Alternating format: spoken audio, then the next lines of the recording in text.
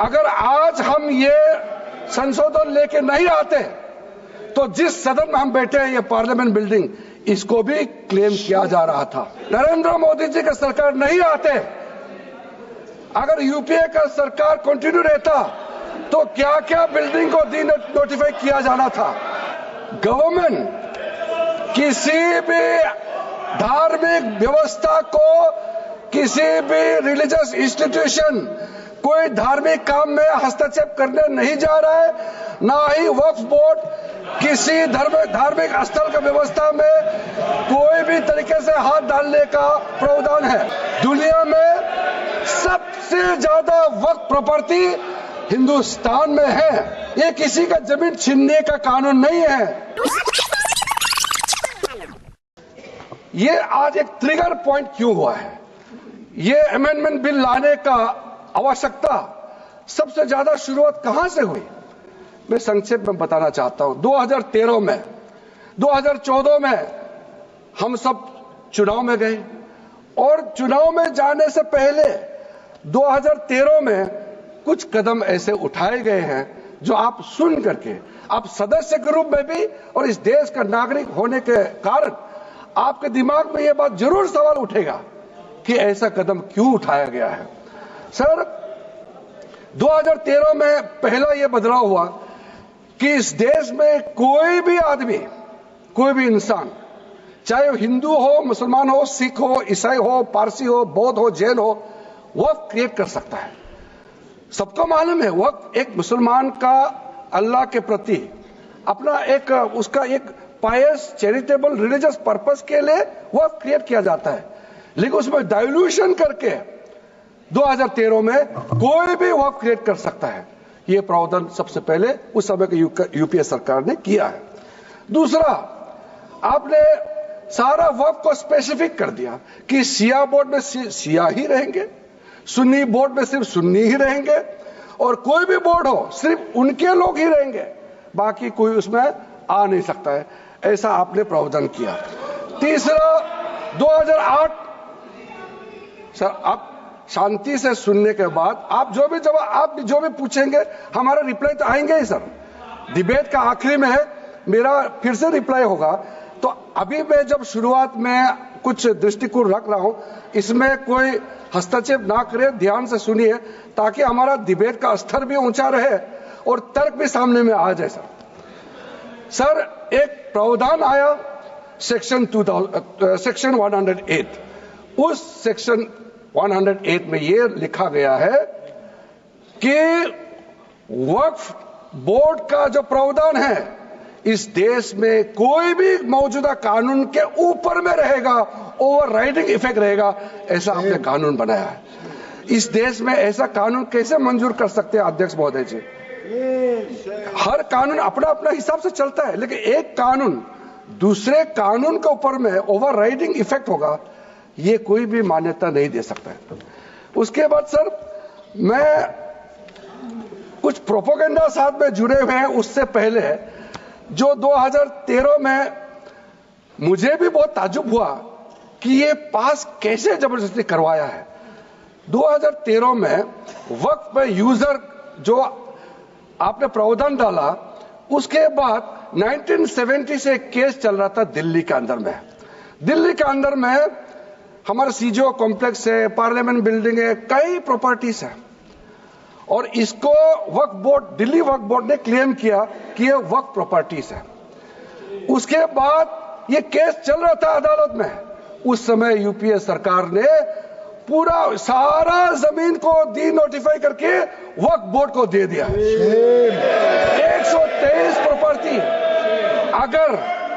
अगर आज हम ये संशोधन लेके नहीं आते तो जिस सदन में हम बैठे हैं, ये पार्लियामेंट बिल्डिंग, इसको भी क्लेम किया जा रहा था। एयरपोर्ट, बसंत विहार। और अगर नरेंद्र मोदी जी का सरकार नहीं आते, अगर यूपीए का सरकार कंटिन्यू रहता तो क्या क्या बिल्डिंग को डी नोटिफाई किया जाना था। 123 प्रॉपर्टी को तो डी नोटिफाई किया। मैं रिकॉर्ड में कह रहा हूं, अपने मन से कुछ नहीं कह रहा हूं, मैं ऑफिशियल रिकॉर्ड का बात बता रहा हूं। अध्यक्ष महोदय, आप काहे को उछल रहे हो? अपने से थोड़ी बोल रहे हो, जो हकीकत बात को बता रहा हूं। आप आराम से बैठ के सुनिए। आपके दल को और आपको सबको बोलने का मौका मिलेगा। माननीय मंत्री जी,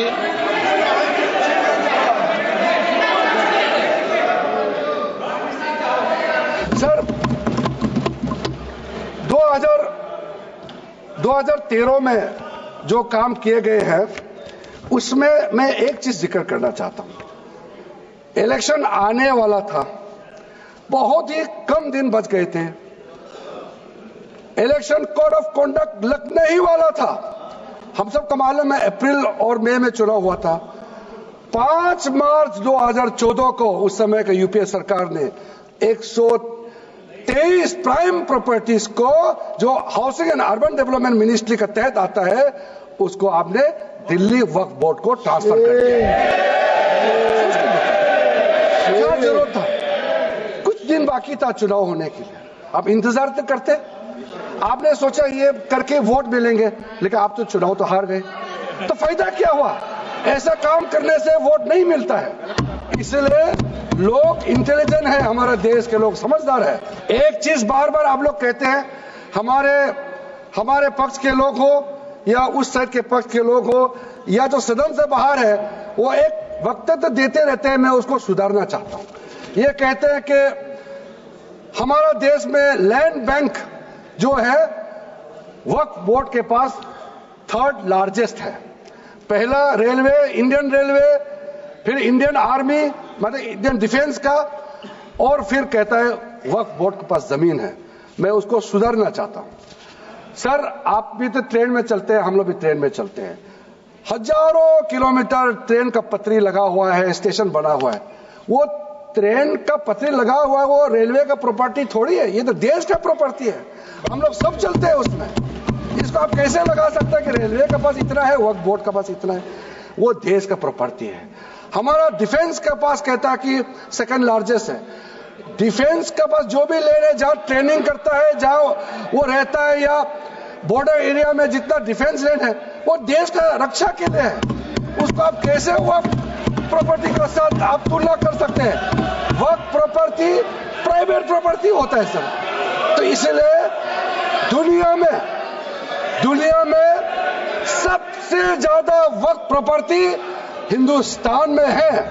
सिर्फ हमारा देश में ही नहीं, दुनिया का सबसे बड़ा और सबसे ज्यादा वक्फ प्रॉपर्टी हिंदुस्तान में है। तो फिर ये क्यों है 60 साल तक आप सरकार में रहे हैं, हमारे देश में मुसलमान इतना गरीब क्यों है?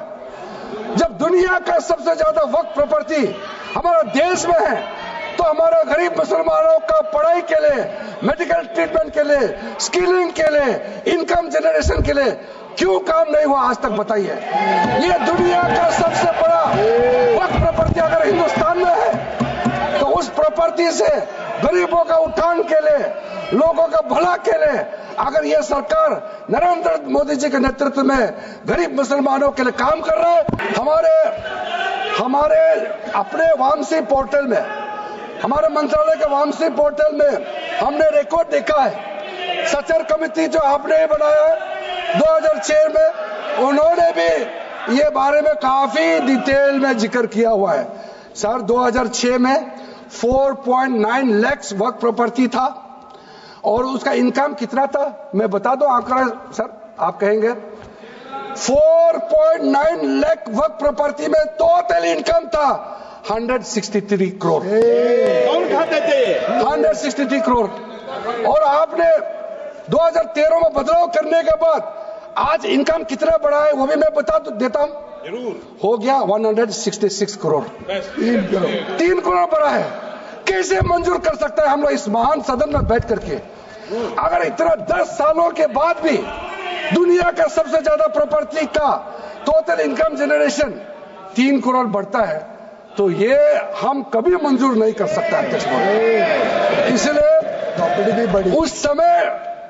उस समय कहा गया था, मैं अभी का नहीं बता रहा हूं, सचर कमेटी समय में भी कहा गया है कि अगर थोड़ा सा एफिशिएंटली मैनेज करता तो 12,000 करोड़ पर ईयर तो उसी समय जनरेट हो जाना चाहिए था नॉर्मल मार्केट रेट से। और 12,000 करोड़ अगर वो प्रॉपर्टी से रेवेन्यू जनरेशन करता है, कितना लाखों करोड़ों मुसलमानों को फायदा होगा, आप सोच के देखिए।